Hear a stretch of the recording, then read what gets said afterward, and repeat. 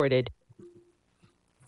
All right, I'd like to call to order the Village of Ashwaubenon Park and Recreation Board meeting for Tuesday, August 17th, 2021. Roll call, please.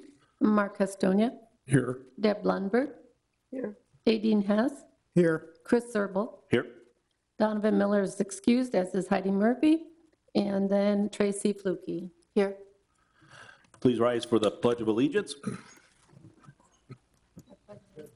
I pledge allegiance to the United States of America and to the republic for which it stands, one nation, under God, indivisible, with liberty and justice for all.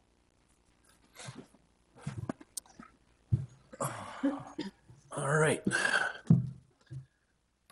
Action on the agenda. Move to approve. Second. We have a motion and a second. All in favor, say aye. Aye. Opposed? Motion carries. Comments from the public. We do have a letter or email. That's number 6. What's that? That'll be number 6. Written communication.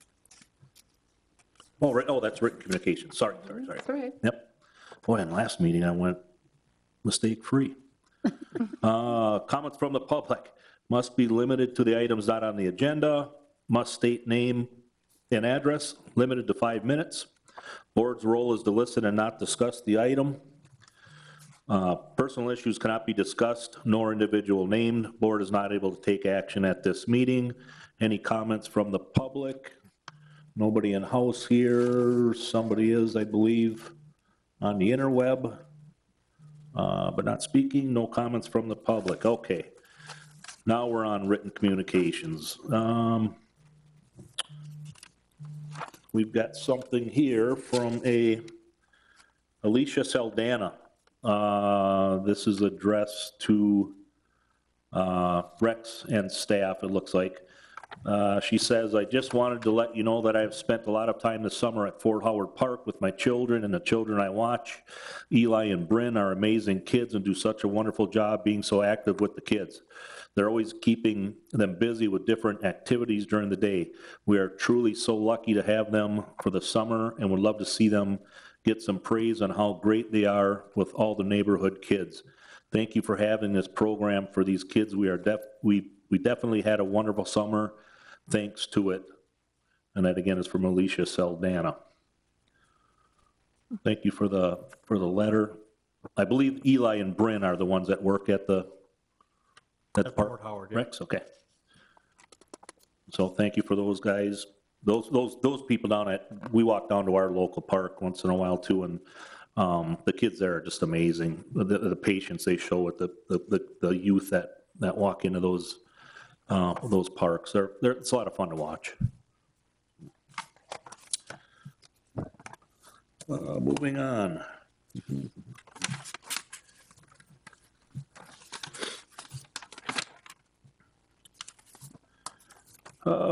Let's see, action on consent agenda, the Park and Rec Board meeting from July 20th, 2021. Make a motion to accept. Second. We have a motion and a second. All in favor, say aye. Aye. Opposed? Motion carries. Action items. A, discuss and possible action on potential 2022 capital projects. Rex? Sure. So I think at the last meeting, it was requested by the park board just for viewing of our capital project list. Now, this is something capital project-wise, repair-wise, typically it's handled internally, but certainly documents are public. Here you go. Lots of different projects out there, basically, and it's basically an inventory of everything that we have in the parks, and really not even everything is on here, because you can get in, you can get into minutia if you want to. But it's basically, here's what we have, here's when it was purchased, potentially when will it need to be replaced, when is your estimate of repair, or life cycle of it. And so we just have it, and really it's a fluid document that changes from year to year to year. Many, many times as these are updated, And a lot of times they're updated yearly, sometimes we do it every other year type of a thing. We just take stock on what our park inventory is, what our facility inventory is, what kind of shape it's in, and then we readjust the years that we potentially think that something will need to be done. And then this is what we use as a document when we move forward, for the village board to take a look at, as well as when we submit our budget requests to go along with any core projects that we have.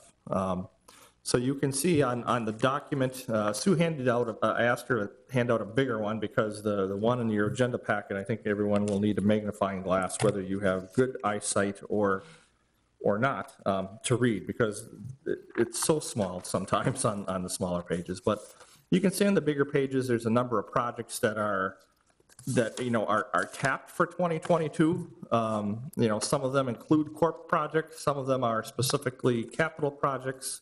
And then I've got other things as well that, I'll be working with administration on for submittal.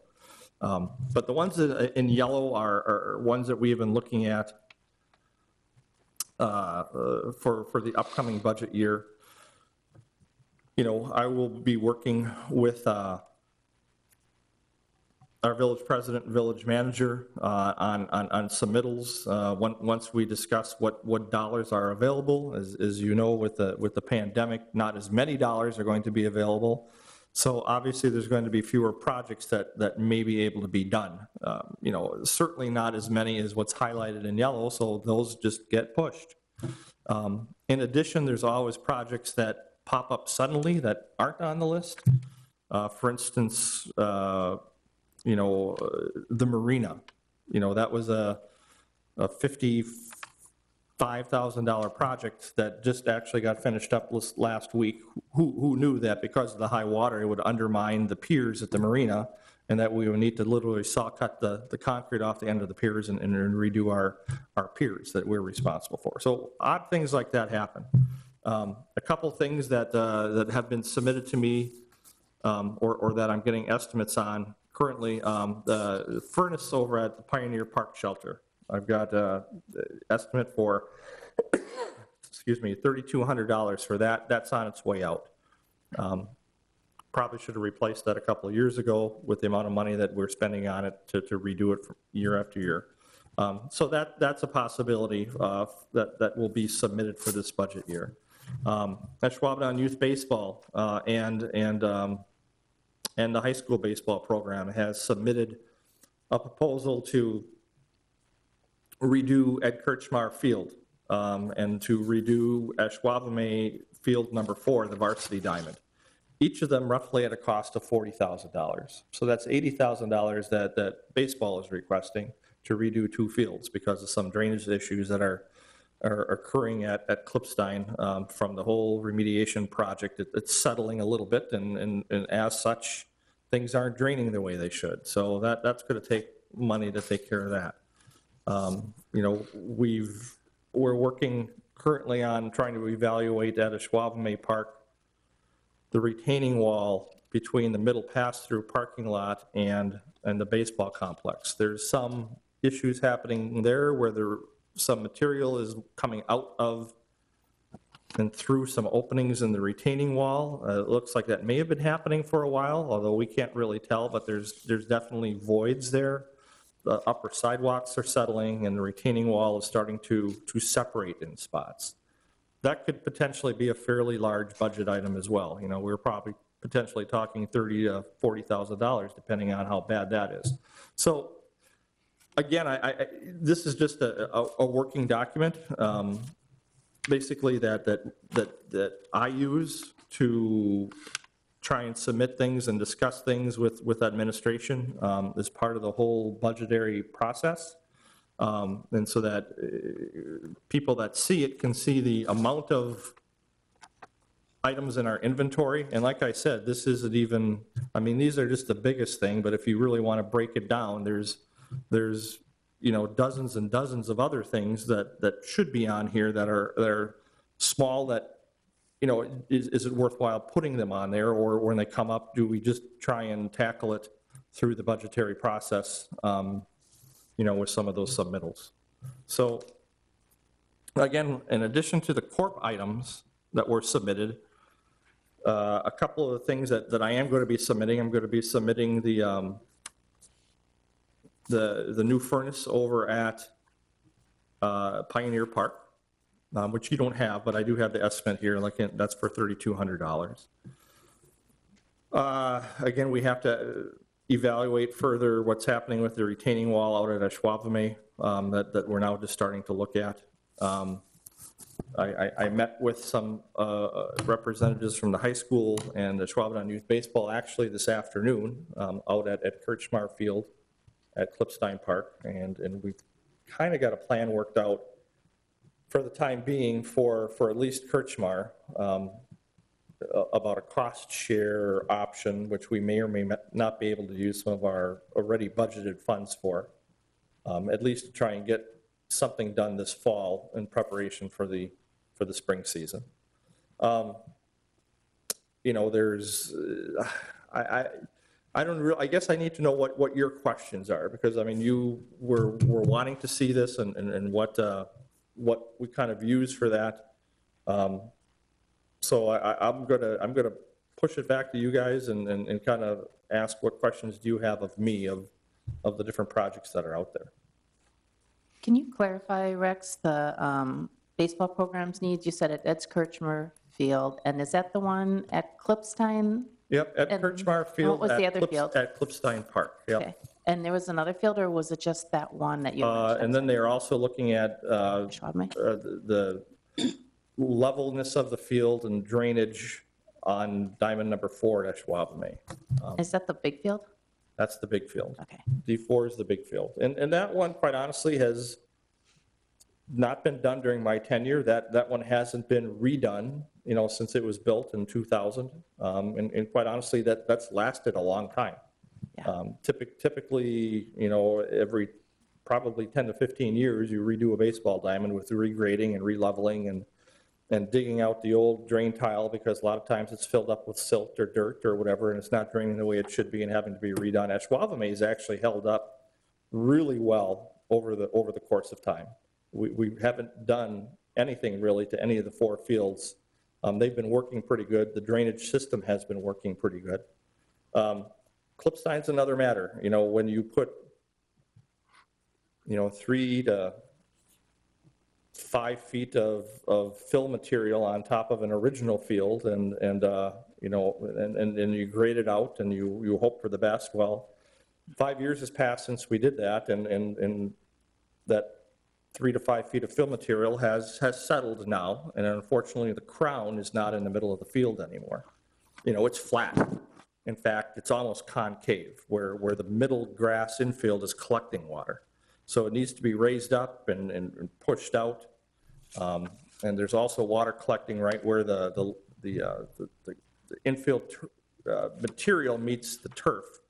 So there's almost like a stream around that. So that means, in addition to raising the infield and resodding it, or planting grass, probably resodding, then you need to add additional infield ground material, the red ball diamond mix to keep it pushing all the way out so that it doesn't collect in the middle. So that's why there's about a $40,000 cost on each field. It's kind of a interesting process on you got to shoot different levels and figure out where the water's running to, and does that move it towards your drain tile, or do you need to put more drain tile in different spots? And Klipstein's a whole different animal on top of it, because it's on a DNR closed site. So you really can't dig. You can only probably add dirt and level things out, to make sure there's no DNR concerns or issues. So anyway.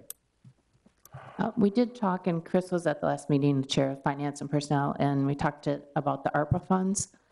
And one of the things that they mentioned at that meeting was using it for one-time project type things. So I would imagine that Joel and Greg will work with you on getting some of these projects maybe into that project list, because they would be, some of them would be ideal for getting ARPA funding, so that may be able to expand some of this and get some of this taken care of a little sooner than, just using general fund and TIF and park development fees, so it might be another funding source for some of these projects. And that's a good point, Tracy. I think really, the big discussion needs to be is what, if any, projects are eligible for the ARPA funds, because I think there has to be, so I don't know in terms of park and recreation, how that would mix together, and that's certainly an internal discussion that we'll have, I think, during the budget process.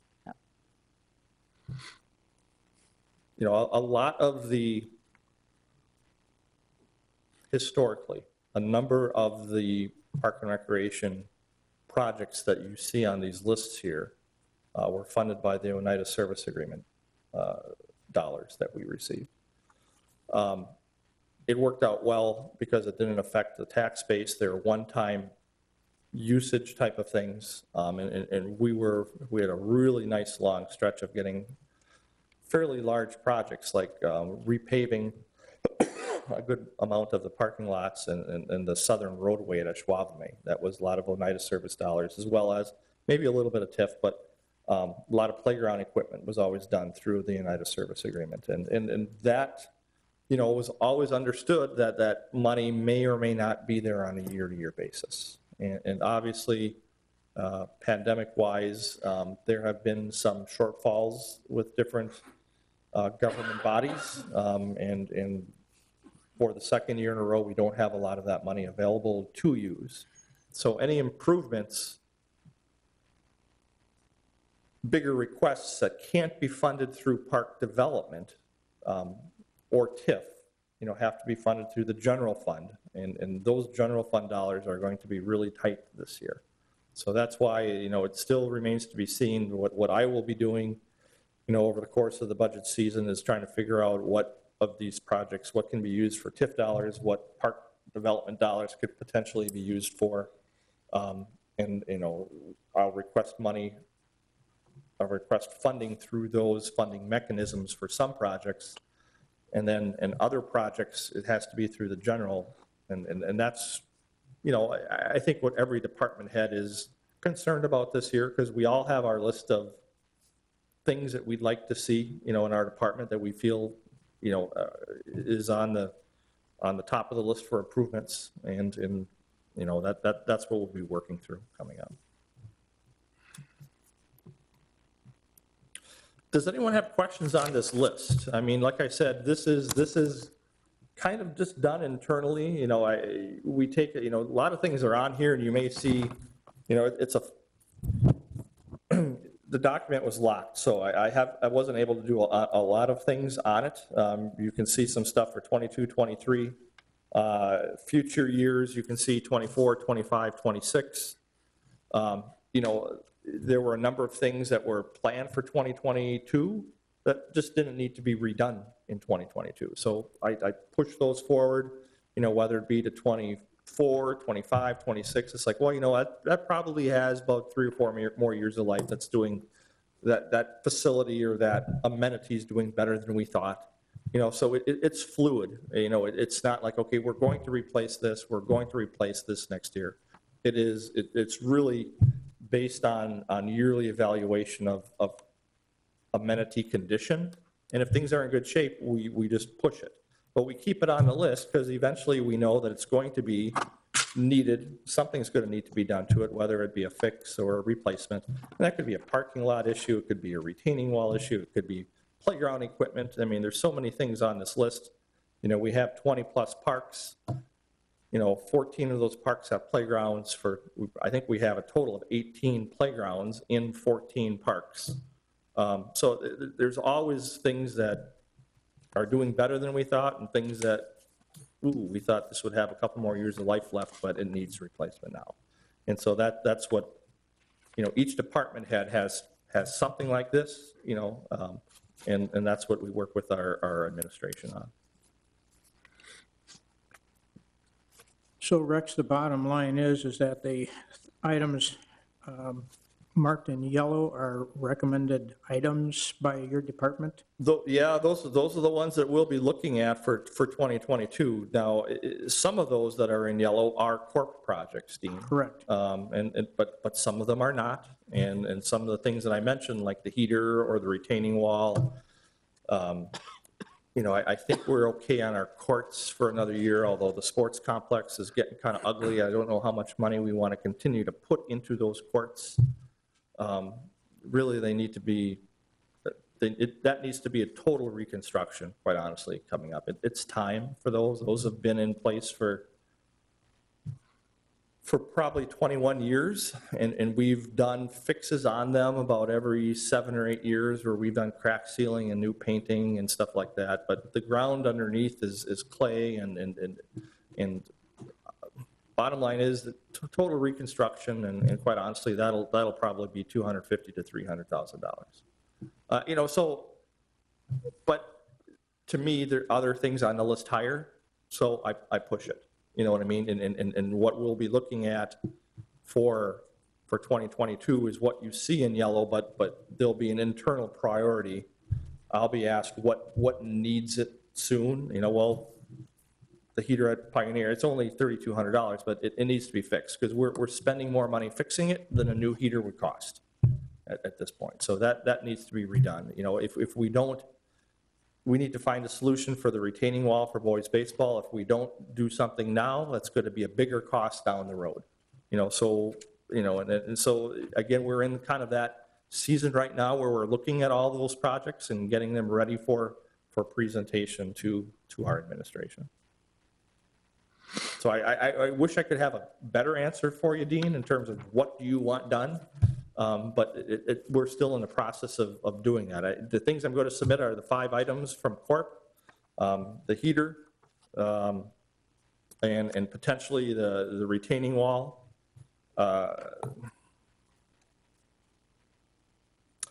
There's also the concrete in front of the chalet.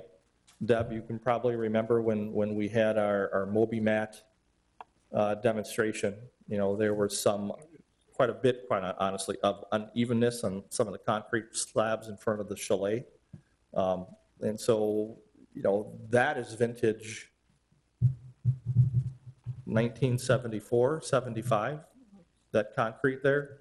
And so I think we need to take out some of those slabs that are now starting to create lips, and look at redoing that slab in front of the chalet. That's probably $10,000 or $20,000 worth of concrete work right there. Potentially, the village can do some of that itself, but Public Works is so busy, and they've got their hands full that may need to be contracted out.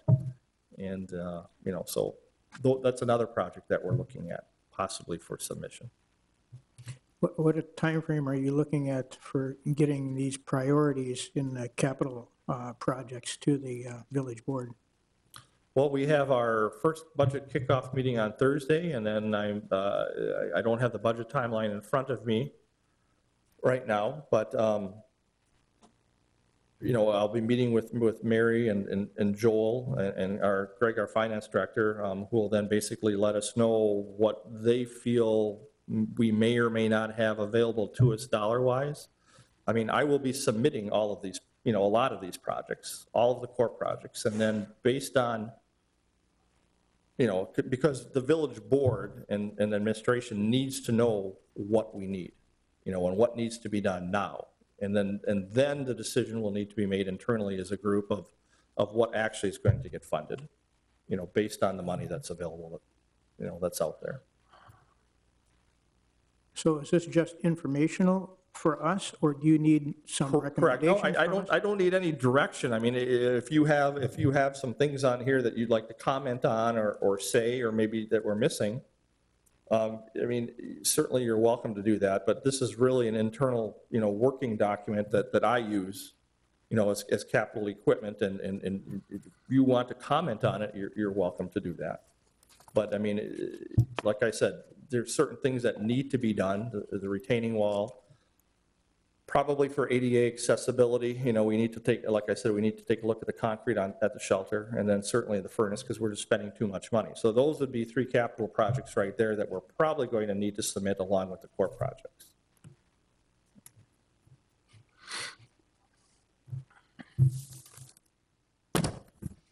Rex, I did take a look at the tennis courts at the sports complex and the basketball court, and they really are in poor shape. They are. Do they get Absolutely. used for the high school still? Do they use those, or do they use a different set of courts? Varsity uses Pioneer and JV uses the sports complex. complex. And they both have full teams, so all 14 courts, because there's 7 at each, are used, Oh, are in use. yeah, I was surprised how poor shape they actually are in. I mean, Yeah. most of it's outside the court playing area for the tennis, it's not in the court, which is good, but it's still, like you said, I think they'll have to, Those courts have been moved around. You're probably aware the basketball courts aren't where they initially were.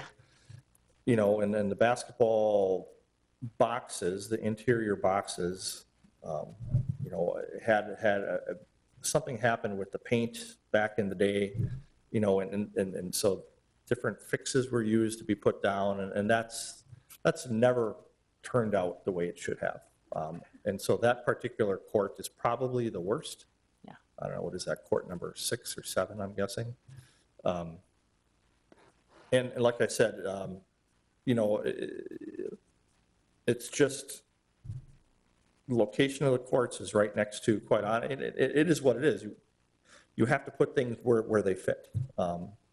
But it's a rural estate out there, and you've got a Fernando Road, and you've got a ditch line, and the courts are right there. So there's probably some water under the courts with the clay, probably, the freeze-thaw cycle after 20 years. I mean, it's done its number where it's moved some things around a little bit, and the gaps in between the courts where you have your saw cut lines have gone from a saw cut to sometimes an inch and a half wide, and we've, every 5, 6, 7 years, you fill those in with sand, and then you have a grout material put on top, and you repaint them, and then they're good for another 5, 6, 7 years, and the same thing happens again. You know what I mean? So it's time for a total reconstruction.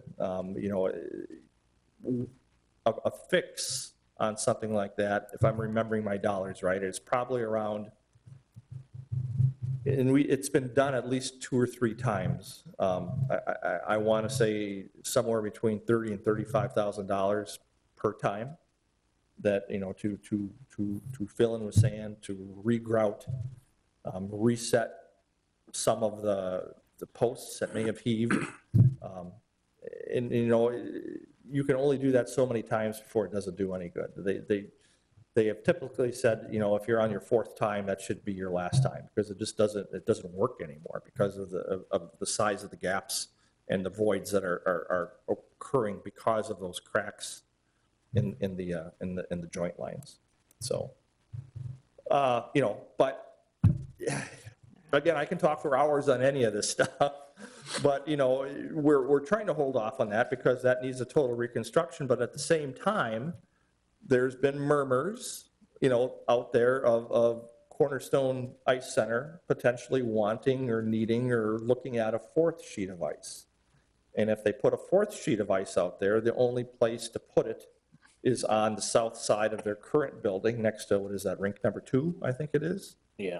So then the footprint for a full sheet of ice would need to go on to the tennis court, which means we'd lose the tennis courts, which, we've already talked with Cornerstone staff and the board, and we've told them that the village would be excited if you put a 4th sheet of ice on there. What a great amenity in the village to bring in tourism and teams and heads and beds and people using our restaurants to increase the tax base. But if you're going to do that, then you're going to need to also help us move those tennis courts to an alternate spot. Because that shouldn't be our cost to do that. That should be part of the whole project if they want to put a 4th sheet of ice on there. So it's an intricate web that we weave, basically. So a long explanation on a simple project of just fixing the tennis courts, but just so you know what, you know, you're right, Tracy, they're not in the best of shape.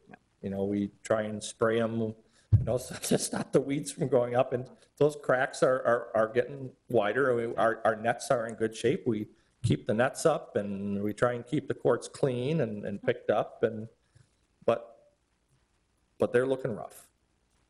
They're looking rough.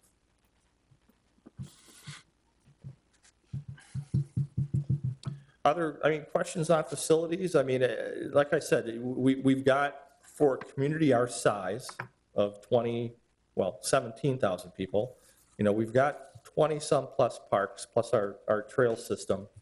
And our parks, I think, I'm always proud of our parks. I think our parks are nice parks, sometimes at a higher level than some normal parks with some of the amenities and things that we have in them. There's not a lot of communities our size that has a full baseball complex, a full softball complex, and then a full adult sports complex. I mean, a lot of communities our size would be ecstatic to have one of those, and we've got 3. But, you know, with all these great facilities comes the task of trying to maintain them and upkeep them, which I think we do a good job at. But a lot of those facilities that we've got right now, like I said, they're getting older. And once they start to get older, then you have bigger repairs that need to be done to them. And that's almost to the point that we're getting at right now. But, you know, the part of the Ashwaubenon roadway that we redid a couple of years ago, that was the original roadway from 1975 that was redone. You know, so that, I mean, pretty amazing that roadway lasted, 35 years? You know, and asphalt. So, you know, the southern roadway is starting to break up. The northern roadway, excuse me, has some spots that we've been crack patching on a yearly basis. You know, and we did it in late spring, and there's new spots that have started to break apart into rubble already. So, you know, some of that crack patching thing, I mean, that's what we use our normal assigned repair budget for. You know, I think we've got $40,000 in that I use for all different types of park projects. Crack patching is a big one. You know, just at the sports complex alone this spring, I think we spent $6,000 or $7,000 to crack patch those parking lots, and that's every year we're spending $6,000 or $7,000 to do it. That's another thing coming up on the list. And each of the, you know, the northern lot and the southern lot, we look at them separately. Each lot will probably cost $250,000 to redo, and we're 21 years into that right now. You know, and that's about the length of a parking lot and of asphalt. We've done a good job, and we'll continue to keep on maintaining that and trying to, I don't want to say put a Band-Aid on it, but keep it looking good until we just can't do it anymore. And that's when then those types of projects get moved up to, you know, the current year, you know, or whatever budget year we're going into, you know, for submission. So, again, I'm starting to ramble. I got a bad habit of doing that, I'm sorry. But Any other discussion, questions, comments? Nope, we can move on. Park and Rec and Forestry, August Department Report.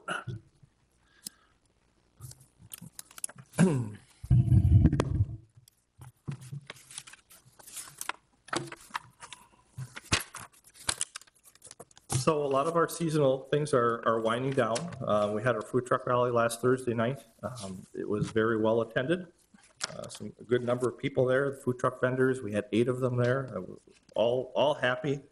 They're happy with the number of people they got, with the business they got.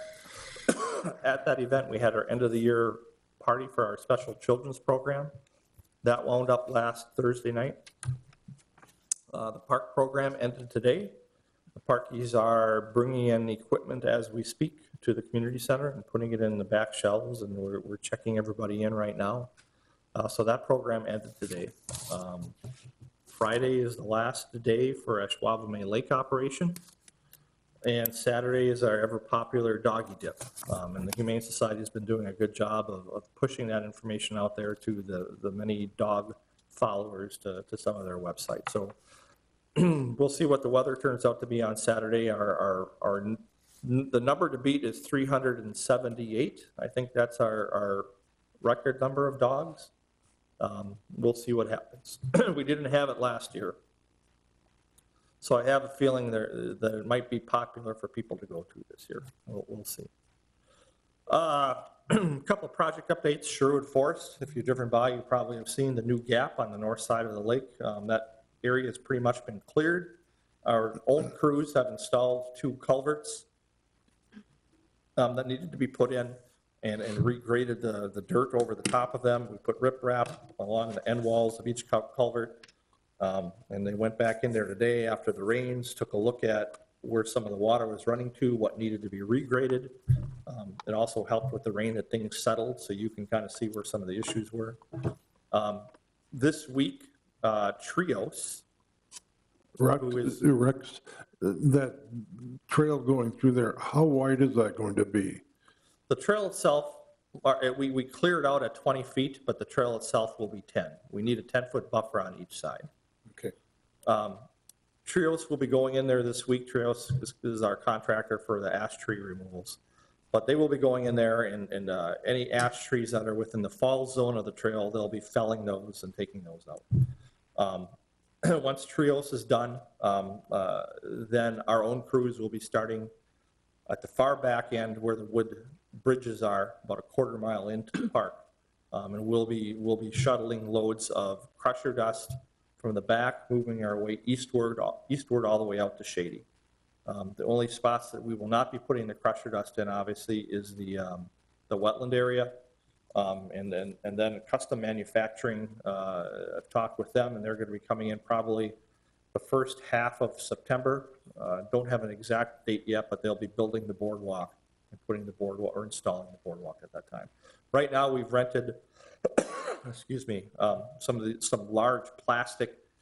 They're about double the size of this table right here, and you lay them down on top of the wetland area, and that way you can get tracked equipment over the top of it without rutting it up. The DNR does not want you to disturb a wetland area when you're doing construction like that. You have a 6-inch maximum disturbance level, and so by putting these sheets on top through the wetland, we'll be able to haul that crusher dust into the trail without causing issues to the wetland area itself. So we've rented that. We've already rented a portable stump grinder and stump ground a lot of the stuff out of there that we needed to do. We weren't able to get our own in there now with the big pickup truck. So we had like a little portable one that you just stand behind and self-guided. It worked out pretty slick.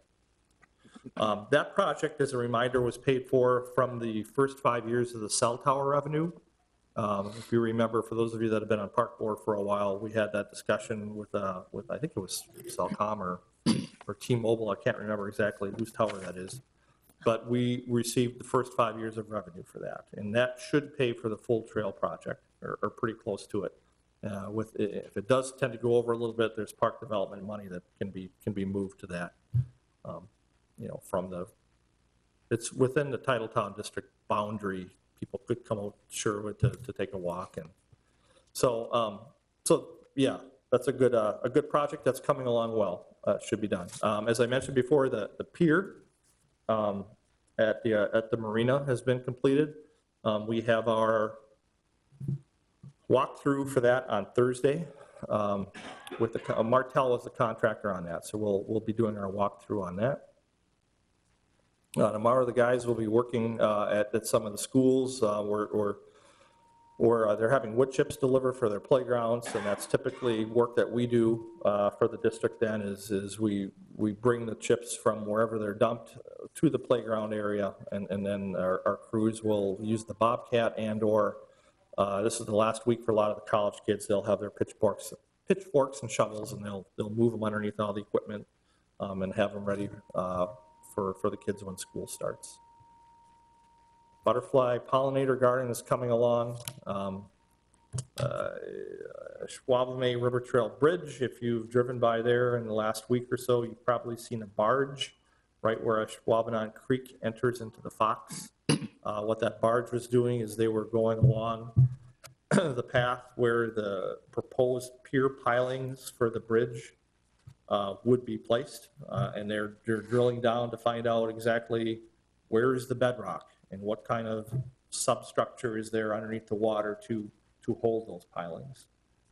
I don't know that if they aren't finished, they are finishing up this week. So I'm hoping within a couple of weeks, probably within 2 to 3 weeks, to get the findings for that. Once we get the findings, it'll go over to Grafe, Architects, Engineering. They will finalize how the bridge needs to be built, and then that whole project goes to the DNR for review. Once it goes to review, that's when we schedule a public hearing on the project, which the village board will certainly be invited to, and then the village board, once they hear comments, from the public hearing and/or at a village board meeting, then the village board gets to decide whether to continue forward with the project. Seems to have some good traction, but obviously we're trying to work with some of the homeowners on Broadway with the clearance for boats underneath, and the things like that. So a few things that need to be worked out if we proceed forward with that project. But that's where we are right now. That's what that barge is doing out there. Fall winter brochure should be out next week. That'll go to all Ashwaubenon residents. We've got a few programs going on right now. Rookie soccer still going on. Tot dance just ended. Our neighborhood special events had about 1,000 people attending. The Sand Acres one, obviously, is the largest one. There were hundreds of people there for that one. That was in conjunction with National Night Out, with the fire truck spraying water and things like that. So that's always one of the more popular ones. But the ones at Fort Howard, Smith, and Waterford were also well attended. I think this was the first year in a number of years where we did not have a rain out for one of our events. So that worked out well. I know David and his staff put in a lot of time, because those movie nights as well, because it's a movie night to wind it up. They usually go till 10 or 11 o'clock at night. So it is, and you're barbecuing hot dogs for the kids and whatnot, and parky games. So those have turned out really well to try and bring together some of the neighborhoods. Tim is getting a lot of calls. He's got his hands full right now. He's getting calls every day regarding the trees in my yard are dying. Why? Well, let me guess, they're an ash. So I mean, we're working through that, and he's going out and evaluating a lot and trying to explain to the residents what's going on, what those pink dots are on your trees in front of the house. As you drive through the village, you see a lot of dead trees all over the place, and I think people are now starting to realize what we've been talking about for the last number of years is once it hits. It hits all at once, and it happens very quickly, and you're starting to see, this is just the first year of it. In the next 2 or 3 years, you're going to see a lot of dead trees around the village on private property. We're good right now. Trios is taking down trees east of Highway 41 to the Fox River this year, and then the next 2 years will be trees west of Highway 41. And there's a lot of them. We started with well over 1,000 ash trees, that are just within our right-of-way, the public street right-of-way. Some neighborhoods and streets will look totally different, because right now they're totally canopied and shaded by ash trees. But the plan is those are taken down, the stumps will be ground out, and new trees will be planted in their place. So it's not like we're leaving them, but it's a couple of year process, when things like that, to make it happen again. And then it's going to be a number of years for them to grow, to get back to where they were, because a lot of those neighborhoods, have been around for 30, 40, 50 years. So It'll take a while for them to grow back. But in the meantime, we'll be taking care of the issue.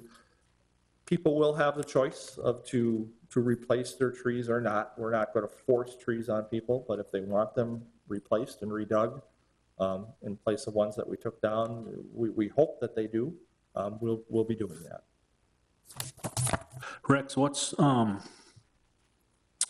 homeowner's responsibility for, and I don't mean financially, I know they're responsible for it, but like in their backyard, went for a walk over the weekend and never noticed it before. My wife pointed it out. There was a very large dead tree in somebody's backyard, and I can't imagine that can't be very safe. Nope. What's their responsibility to have that taken down? They don't have any, the village can't tell them to take them down. We can send a homeowner a letter if a neighbor has a concern, expressing a concern that, the tree could do damage, whether it be to the safety of someone, whether it be to their neighbor's property or a shed or a fence or something like that. But that's about all we can do at this point. We can't force anyone to take it down on their own. Really, it becomes a civil matter if something would happen, if damage would happen between two homeowners.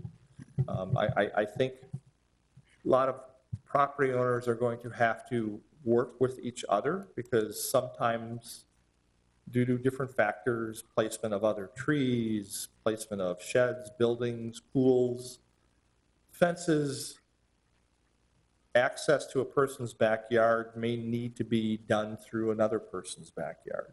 There's going to be all kinds of weird situations that happen where neighbors are going to have to work with each other to make things happen, and to get some of these trees cut down. But that typically, we can't tell someone what to do, or we can suggest some different options for them, but a lot of times people will just need to try and work this out on their own. If Tim would declare it a hazard, though, couldn't he require them to remove it then, or is there no provision for that? Or is that just like if it's infested or something? But I thought there was some provision at one point. Maybe it's not there anymore, but I don't know. I don't know if we want to go down that road. Could he? That's a question for our legal department, per se, of whether or not they want to try and enforce that or try and push that on people. We've got 1,000 ash trees. There's 10,000 plus ash trees on private property. And that's a lot of letters and a lot of enforcement that would need to be done. So again, we're hoping for the best and that people work with each other to try and keep their neighborhoods looking good. Well, that's a lot of neighbors getting in discussions about that, and a lot of calls to the village coming up. Tim's line is blinking every day that he's not in the office. Yeah.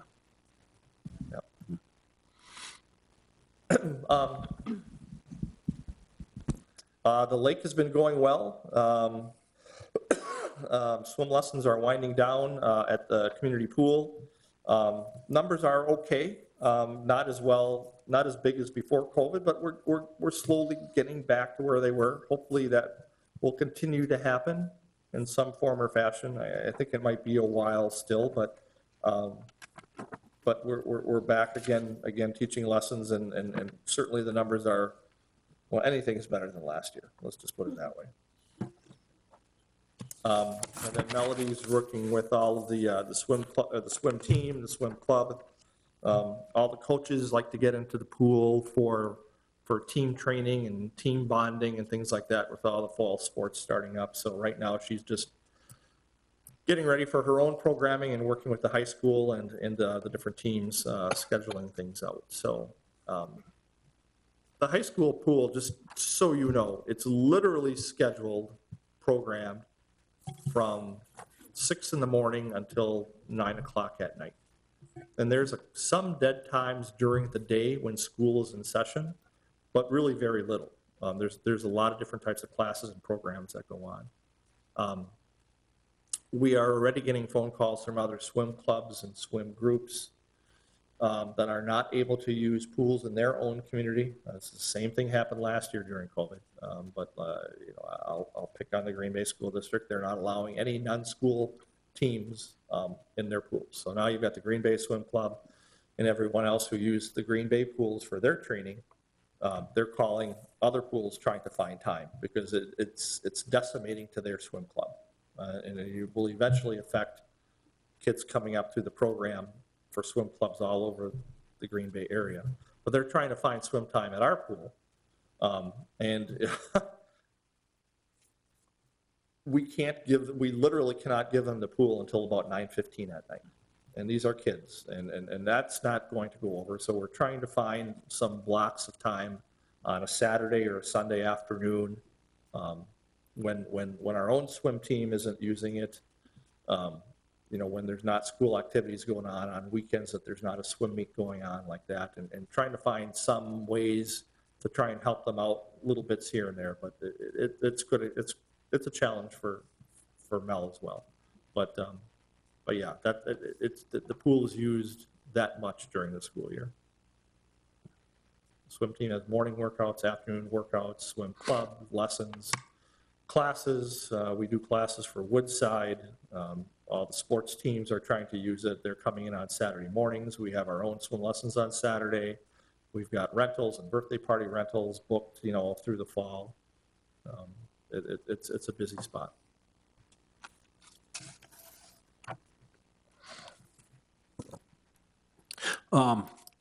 Few people have asked me, I would imagine those are ash trees taken down along the road by Aubinger Park.